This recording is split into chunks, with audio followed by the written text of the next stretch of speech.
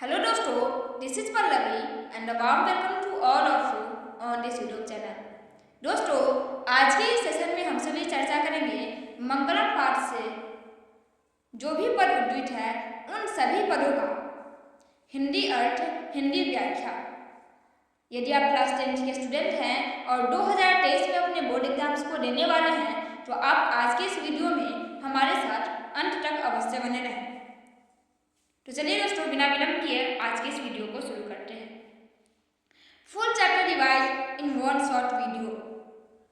आज के इस सेशन का यही नाम रखते हैं, full chapter revise in one short video.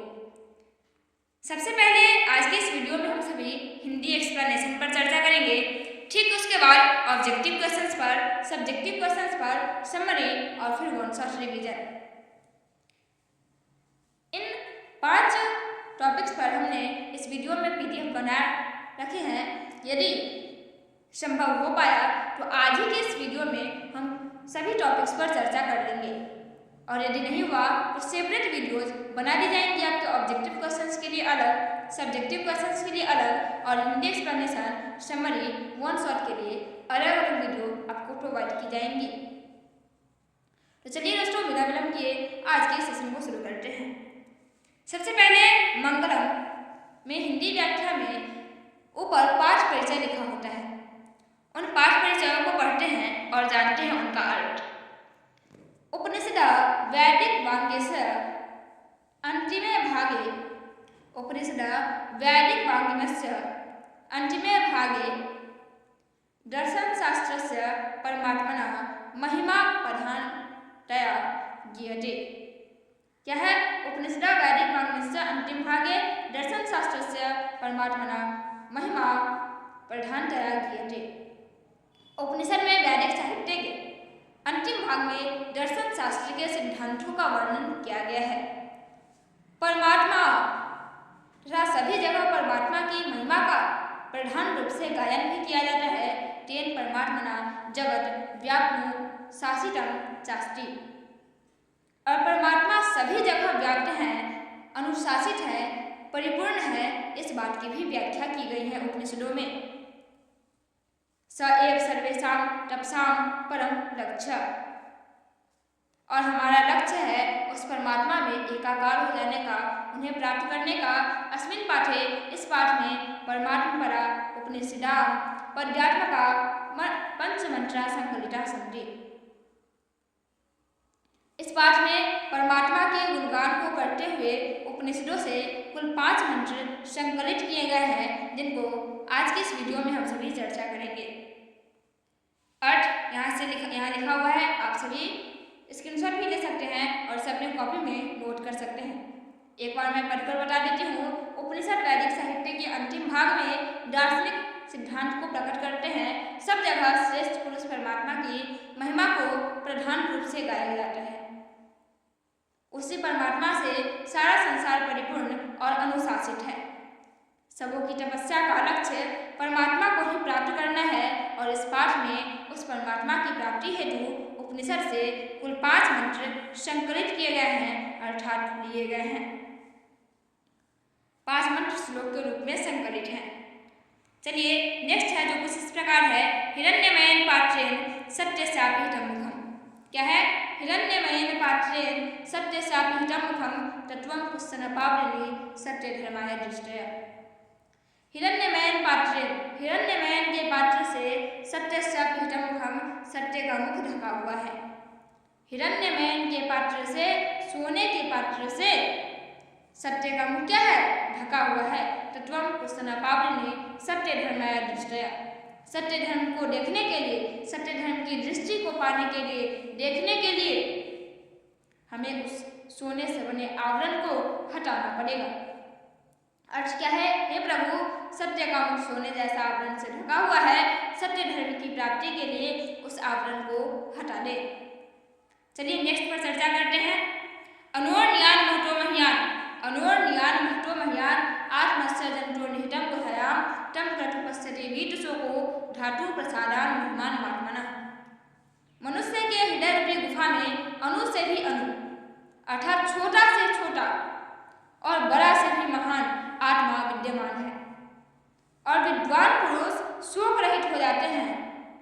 किस चीज को देखकर विद्वान पुरुष शोक रहित हो जाते हैं? उस श्रेष्ठ परमात्मा को देखते हैं जब तक। क्या करे? अनोन्यान महतो महान, अणु से अणु और महतो महान, बड़ा से बड़ा, महान से महान, आत्मस्य जंतो निहितम गुह्याम, मनुष्य के हृदय रूपी गुफा में आत्मा का निवास है।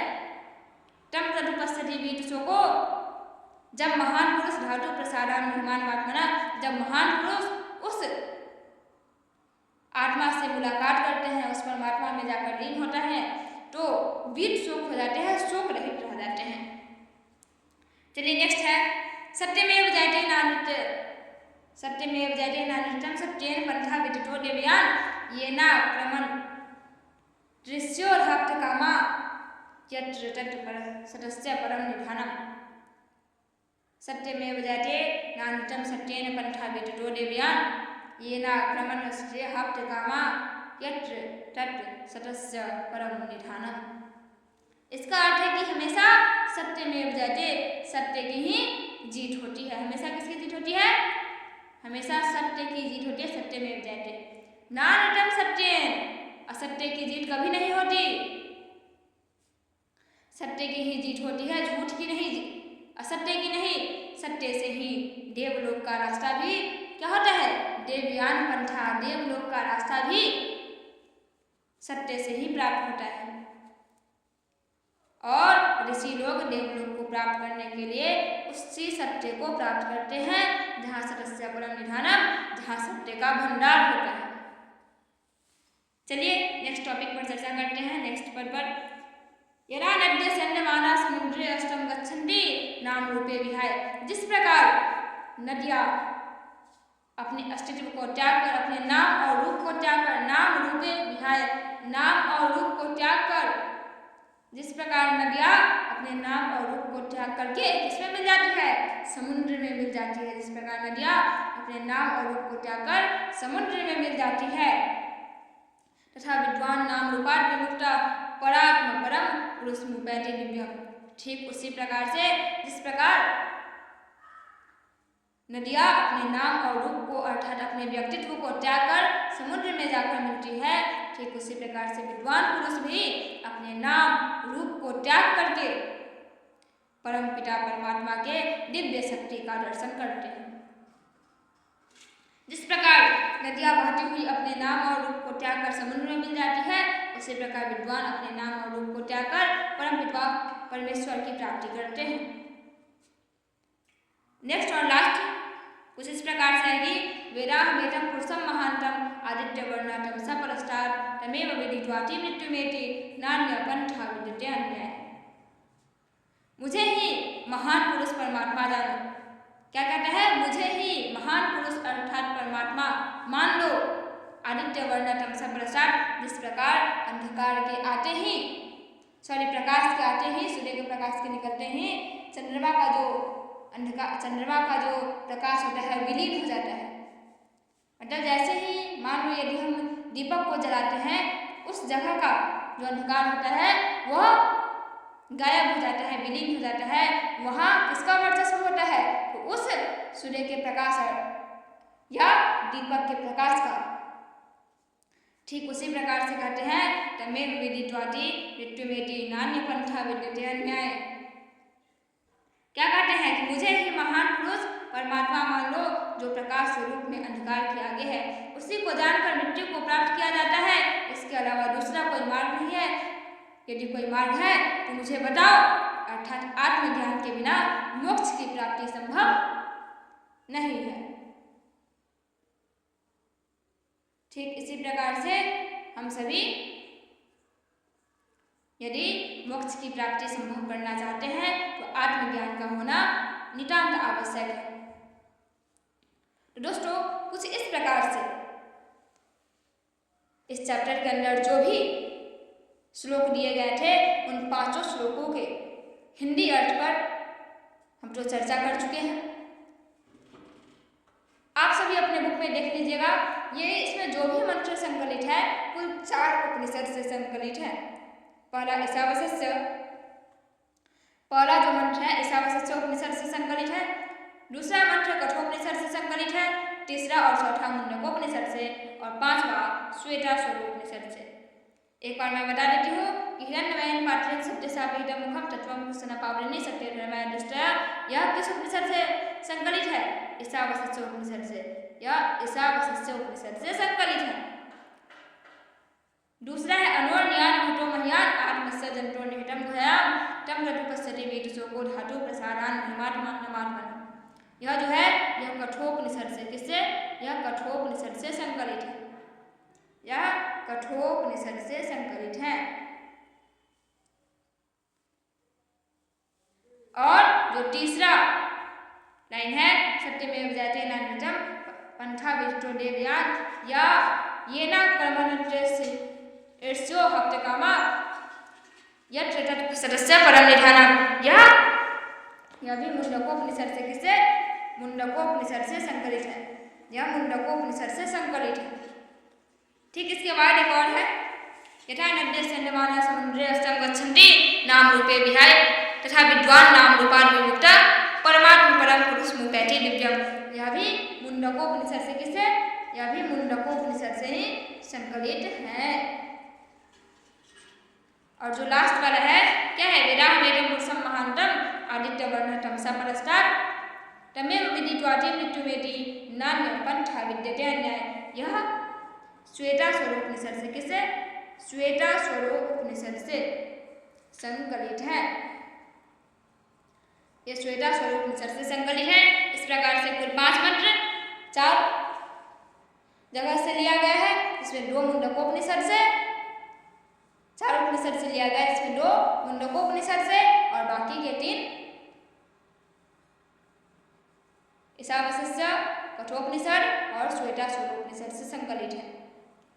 चलिए ठीक इसके बाद हम सभी वस्तुनिष्ठ प्रश्न पर भी चर्चा करेंगे, जो कि हमारे वीडियो का पार्ट 2 होगा। वीडियो का पार्ट 2 क्या होगा?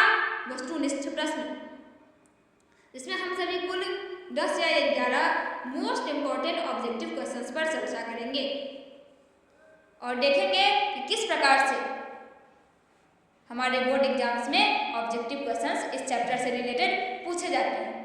चलिए बिना विलंब किए आज हम इसको भी शुरू करते हैं। सबसे पहला है मंगलम पाठ में कुल कितने मंत्र हैं? 1 2 4 अथवा 5। हम सभी जानते हैं कि मंगलम पाठ में कुल कितने मंत्र हैं? मंगलम पाठ में कुल 5 मंत्र, 5 श्लोक लिया गया है कुल 4 उपनिषद से। कितने उपनिषद से? मंगलम पाठ में कुल 4 उपनिषद से 5 श्लोक लिए गए हैं। इस बात में किसी को कोई डाउट? जी नहीं। चलिए देखते हैं अब नेक्स्ट क्वेश्चन।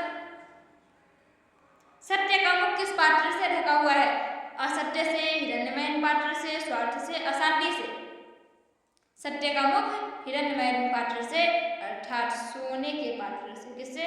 सोने के पात्र से सत्य का मुख ढका हुआ है। नेक्स्ट क्वेश्चन जो कि कुछ इस प्रकार है, सत्यमेव जयते किस उपनिषद से लिया गया है? अभी बताए थे पिछले वीडियो में जब हम चर्चा कर रहे थे हिंदी व्याख्या पर, तब आपको बताए थे कि सत्यमेव जयते किस उपनिषद से लिया गया है। तो सत्यमेव जयते को किस उपनिषद से लिया गया है? मुंडकोपनिषद से लिया गया है, जो कि हमारा कितना तीसरे नंबर पर श्लोक था। सत्यमेव जयते मुंडकोपनिषद से लिया गया है। सत्य की ही जीत होती है। किसकी जीत होती है? सत्य की ही जीत होती है। यह मुंडकोपनिषद से लिया गया है। चलिए नेक्स्ट क्वेश्चन पर चर्चा करते हैं। हिरण्यमयन पात्रेण सत्यशापीठम मुखम तत्वम कुसुमपावृणी सत्यधर्माय दृष्टया, यह किस उपनिषद से लिया गया है? ईशावास्य उपनिषद, मुंडकोपनिषद, कठोपनिषद, बृहदारण्यकोपनिषद।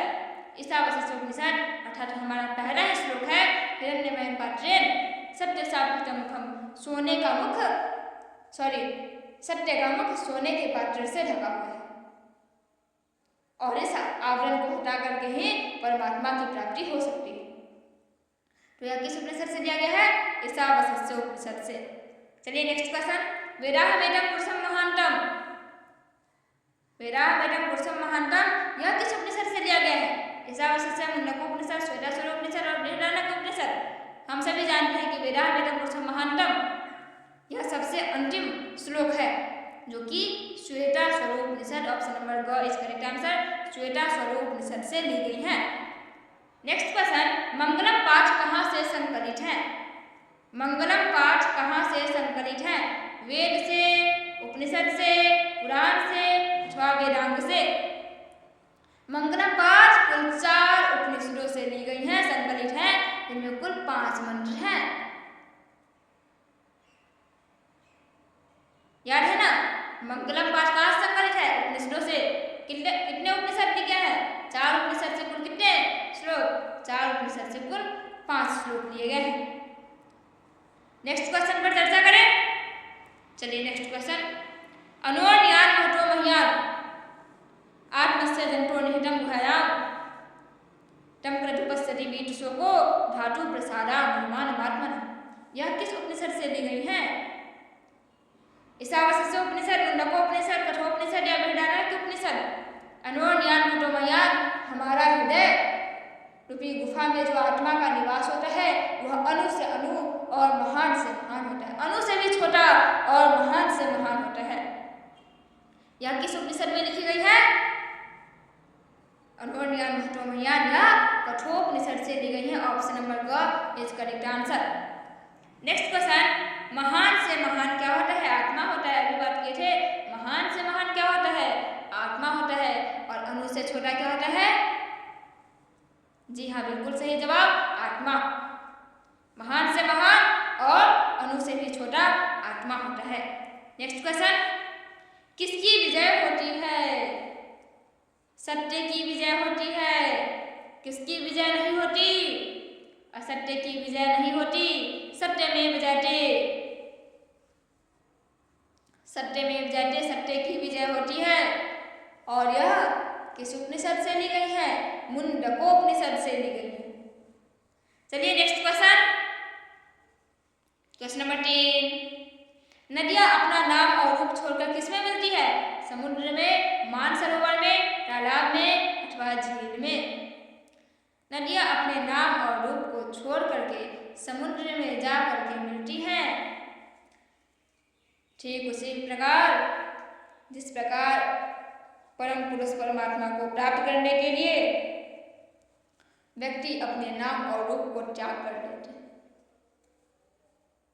यह किस उपनिषद से ली गई है? यह भी मुंडकोपनिषद से ही ली गई है। नेक्स्ट क्वेश्चन और लास्ट क्वेश्चन है शायद, इसके बाद एक और क्वेश्चन है शायद, किसकी विजय नहीं होती है? असत्य की विजय नहीं होती है। किसकी विजय नहीं होती? असत्य की विजय नहीं होती, ऑप्शन नंबर ख is correct answer. Next question, यह संपूर्ण संसार किसके द्वारा अनुशासित है? यह संपूर्ण संसार किसके द्वारा अनुशासित है? आत्मा, परमात्मा, साहित्य, इनमें से कोई नहीं। हम सभी जानते हैं कि यह संपूर्ण संसार परमात्मा के द्वारा अनुशासित है। ठीक इसी प्रकार से ऑब्जेक्टिव क्वेश्चंस का सेशन भी समाप्त होता है। ठीक इसके बाद पार्ट 3 में हम सभी मोस्ट इंपॉर्टेंट सब्जेक्टिव क्वेश्चंस पर भी चर्चा करेंगे, जो कि मंगलम चैप्टर से ही हो। चलिए हम सभी मोस्ट इंपॉर्टेंट सब्जेक्टिव क्वेश्चंस पर भी चर्चा कर लेते हैं। सब्जेक्टिव क्वेश्चंस विषयनिष्ठ प्रश्न या फिर हम इसको गैर वस्तुनिष्ठ प्रश्न या विषयनिष्ठ प्रश्न के नाम से जानते हैं, जो कि हमारा सब्जेक्टिव क्वेश्चंस है। किस चैप्टर से रिलेटेड? मंगलम चैप्टर से रिलेटेड, जो कि पीयूषम संस्कृत का फर्स्ट चैप्टर है मंगलम। जो भी क्लास 10th के स्टूडेंट्स देख रहे हैं वो इस वीडियो में अंत तक अवश्य बने रहें। यदि आप BSEB बोर्ड, यदि आप बिहार बोर्ड से हैं तो हमारे साथ इस वीडियो में अंत तक अवश्य बने रहें। और please like, share and subscribe, इस चैनल को सब्सक्राइब करें, बेल आइकन प्रेस करें ताकि आने वाली वीडियो का नोटिफिकेशन सबसे पहले आपके पास पहुंचे।